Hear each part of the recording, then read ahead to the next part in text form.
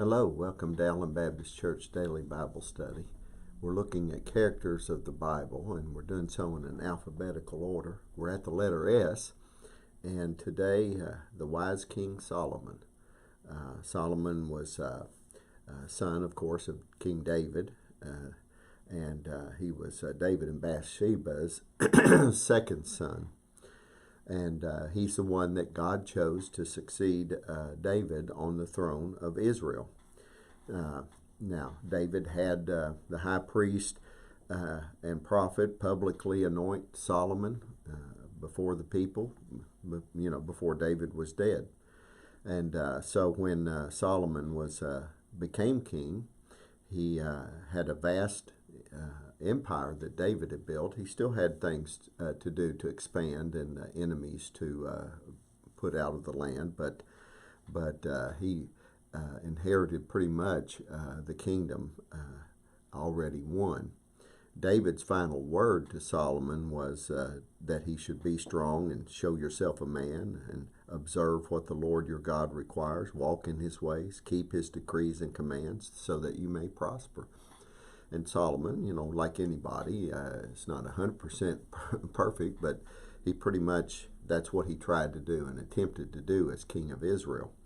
And early on, one night, God appeared to Solomon in a dream and told him, ask whatever you want and I'll give it to you. Solomon didn't ask for money and riches and things of that sort. He asked for wisdom. And which is a good lesson for leaders. I wish we had some leaders in our country today that ask for wisdom from God. I don't think any of them really do.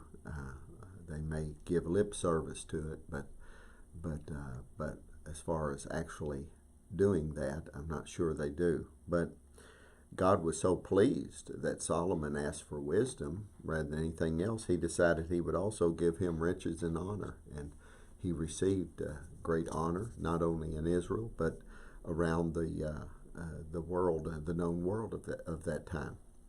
You can find his story in 1st and 2nd Kings, also in 1st and 2nd Chronicles. He's mentioned throughout the Old Testament and many places in the New Testament. He also wrote some books in the Old Testament, such as Proverbs, or compiled them together, and Song of Songs, and then Ecclesiastes is the one I want to focus in on. Because with this great wisdom that God gave Solomon as a leader and the riches he gave him, he was able to look into a lot of things. He had the time to study a lot of things, nature and philosophy and all kinds of things in the world. And in Ecclesiastes, he gives us his conclusion with the wisdom that God had given him about the world in which we live. The conclusion was vanity, vanity, all is vanity. Or another way to translate that Hebrew word, empty, empty. Everything below the sun is empty. You cannot put your trust, you cannot center your life around anything in this fallen world.